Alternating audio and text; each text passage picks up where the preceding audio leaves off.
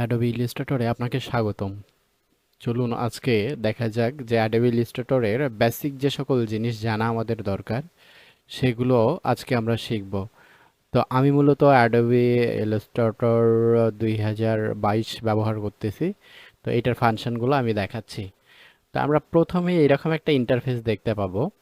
এটাকে ওপেন করলে তো এখানে কিছু জিনিস থাকে, বেসিক জিনিস।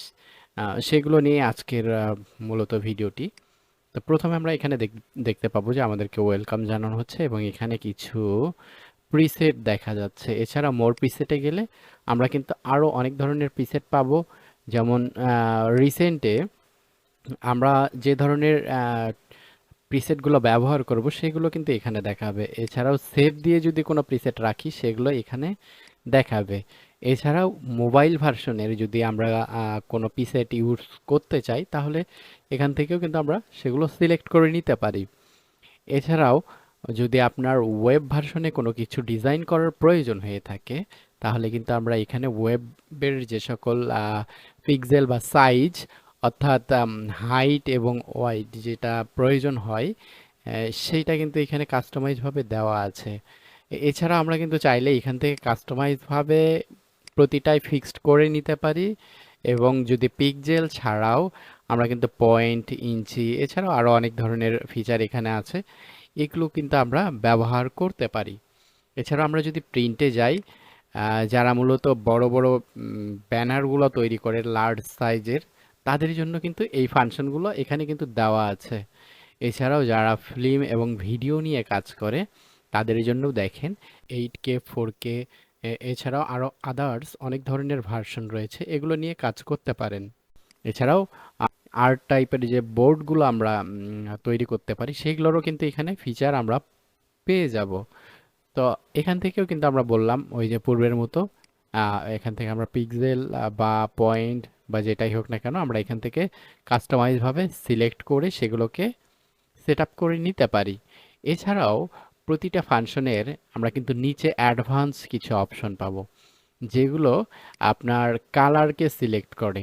যেমন আরজিবি কালারে আপনি সিলেক্ট করতে চান নাকি সিএমওয়াইকে কালারে সিলেক্ট করতে চান অথবা ডিফল্ট রাখতে চান সেটা কিন্তু আপনি এখান থেকে সিলেক্ট করে নিতে পারেন। তো ধরুন আমি ওয়েব সিলেক্ট করলাম এবং ওয়েবের আমি কোনো একটা কিছু এখানে আর্ট করব। ধরুন ম্যাকবুক প্রোর কোনো কিছু একটা আমি ডিজাইন করতে যাচ্ছি, তো আমি ধরেন এটাতে সিলেক্ট করলাম। ওকে, দেখেন এখানে কিন্তু যে সাইজ দেওয়া আছে কাস্টম ভাবে এটা কিন্তু সিলেক্ট করার সঙ্গে সঙ্গে এটা সিলেক্ট করে নিয়ে নেবে।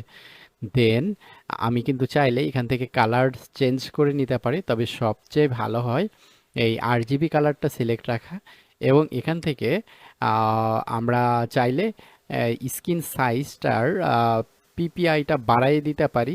তবে যেটা নর্মালি দেওয়া থাকে এটা দিলে কোনো সমস্যা নেই। তবে আরও যদি আপনি নিখুঁতভাবে কাজ করতে চান তাহলে আপনি হাই দিতে পারেন। তবে হাইটা অনেক ক্ষেত্রে সাপোর্ট করে না, তো সেক্ষেত্রে নর্মালি রাখাটাই বেটার হয়। তবে আপনি চাইলে সেটাতে মুভ করতে পারেন।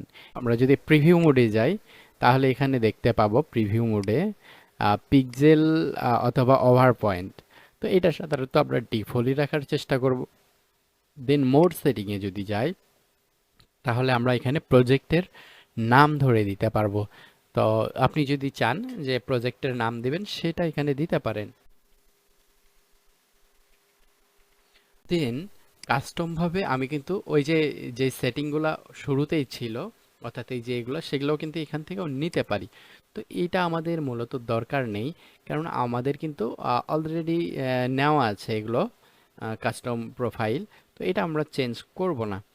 সাইজ এটাও আমাদের চেঞ্জ করার কোনো প্রয়োজন নেই, যদি একান্তই প্রয়োজন হয় করে নিতে পারেন। এছাড়াও এই সেম সেটিংগুলোই এখানে পাবেন, অর্থাৎ এই যে এই পাশে যে সেটিংগুলো ছিল সেগুলোই কিন্তু এখানে পাবো। তো এটা আমি ক্যান্সেল করে দিলাম। এখানে কিন্তু আমরা প্রজেক্টের নাম চেঞ্জ করে দিতে পারি। আমরা কিন্তু এই সেটিংয়ের ভিতরে না গিয়ে এখান থেকে না গিয়েও আমরা কিন্তু এখানে গিয়েও প্রজেক্টের নামটা চেঞ্জ করে দিতে পারি। তো আপনি কিন্তু চাইলে আপনার প্রজেক্টের নাম চেঞ্জ করতে পারেন। ওকে, দেন আমি ক্রিয়েটে ক্লিক দিলাম। এবার দেখুন আমি যে নামটা দিলাম সেটা কিন্তু এখানে আমাদের প্রজেক্টে দেখাচ্ছে। তো এইভাবে মূলত আমরা প্রথম যে বেসিক বা উইন্ডোটা আছে এটা কিন্তু আমরা এইভাবে সেট আপ করে নিতে পারি। তো দেখুন, আমরা যে স্ক্রিন একটা হাইট ওয়াইট বা যে সাইজটা নিলাম, এটা মূলত কিন্তু হাইট ওয়াইট এটার উপর বেস করে আপনি কিন্তু এর ভেতরেই, অর্থাৎ একটা নির্দিষ্ট সাইজের মধ্যে আপনি সীমাবদ্ধ রেখে কাজ করতে পারেন। এই জন্যই মূলত এটা কিন্তু স্ক্রিন সাইজ নেওয়া হয়।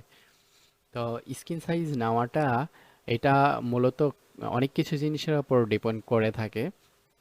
যেমন ফাইলটা বড় হবে না ছোট হবে, অর্থাৎ স্ক্রিন সাইজ যত বড় নেবেন তত কিন্তু রেজুলেশন ভালো হবে, আর যত ছোট নেবেন তত কিন্তু রেজুলেশন কম হবে। এই বিষয়টাও কিন্তু আমাদের লক্ষ্য রাখা প্রয়োজন।